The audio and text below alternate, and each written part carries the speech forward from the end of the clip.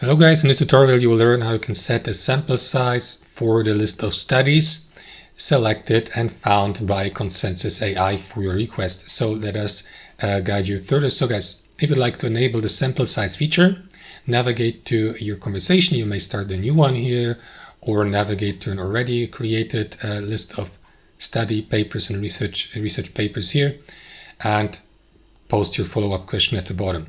So to enable the sample size feature, you will need to navigate to the filter section here. Then here to the right, guys, expand the methodology.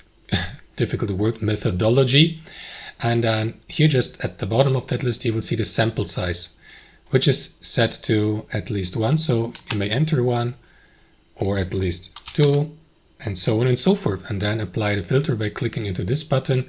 Of course, you may also go through that list of methods for the design method, or method design in this case, and apply this filter by clicking into this button at the bottom and then post your follow-up request here. Or if you apply the same method for a completely new conversation, you may apply this filter by navigating to this section and setting a sample size from there.